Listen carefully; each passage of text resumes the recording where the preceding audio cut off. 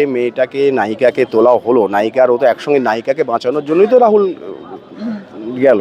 ওর তো শাড়িটা, তাহলে ওর তো শাড়ি টাড়িও জড়িয়ে গিয়েছিল, তাহলে আর রাহুলের তো কিছুই ছিল না, প্যান্ট একটা জামা পরা ছিল, তাহলে ওর যদি শাড়ি টাড়িগুলো জড়িয়ে যায়, ওকে তোলা হলো, তাহলে ওকে তুলতে এত সময় কেন লাগলো? কেউ কেউ বলছে যাওয়ার সময় ওর প্রাণ ছিল। এখন সব দায় চাপিয়ে দিচ্ছে রাহুলের ওপরে। রাহুল বলেছে ড্রোন শট নিতে, শুনলাম মিডিয়াতে দেখলাম যে রাহুল নাকি বলেছে।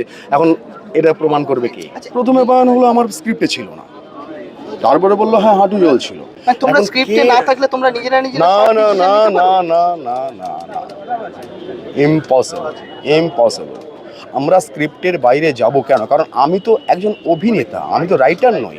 তাহলে যিনি লিখে দিয়েছেন তার মতো করে আমায় কাজ করতে হবে, তাই না? আমার আর ভালো লাগলো না, আমি এটা উইক বসিয়ে নিলাম। হবে আমার ক্যারেক্টারটা যদি উইক ছাড়া ডিমান্ড করে, না দিদি আমি একটা উইক পরে নিই, কেন? রাহুল সম্বন্ধে কি বলবো?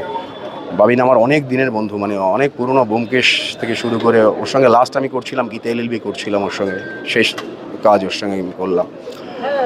তো সেখানে কোনো আর্টিস্ট এটা বলতে ডিমান্ড করতে পারে না। হ্যাঁ ডিমান্ড করতে পারে আমি আরেকবার দিতে পারি, আমার হয়তো পছন্দ হয়নি, তখন আমি আরেকবার শটটা দিতে পারি, কিন্তু শটটা কোন জায়গা থেকে নেব, উপর থেকে না নিচ থেকে না সাইড থেকে, সেটা কোনো আর্টিস্ট ডিসাইড করে না।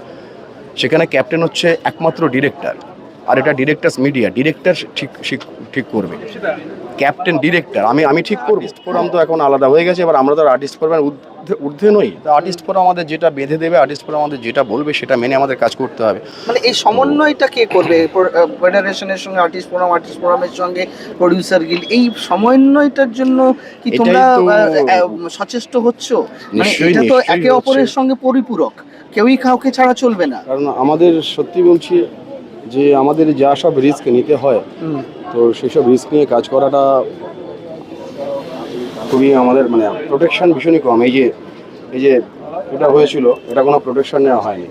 কি হয়েছে? এটা হয়েছিল একটা এরকম ফ্লাইং ছিল, তো নিচে যে গদিটা পাতা হয়, সে গদি আমাকে পিছিয়ে যেতে বলেছিল ডিরেক্টর, আমি পিছিয়ে গেলাম, কিন্তু গদিটা আর এলো না। মানে কতটা রেসপন্সিবল, যে এক কোপে যে গাছগুলো কাটা থাকে, পুরো লাফটা মারলাম, এটা পুরো ঢুকে গেল। বেনুদা এলো, বেনুদা এসে এরকম টান দিয়ে তুললো, এটা পুরো বেরিয়ে গেছে, এটা পুরো বেরিয়ে গেছিলো আমার। এটা শুকোতে আমার বহুদিন সময় লেগেছিল। তো সেই জন্য বলছি যে আমাদের মানে কাজ করাটা দিনকে দিন রিস্কি হয়ে যাচ্ছে। আর আজও কি অভয়ের বিচার পাওয়া গেল না?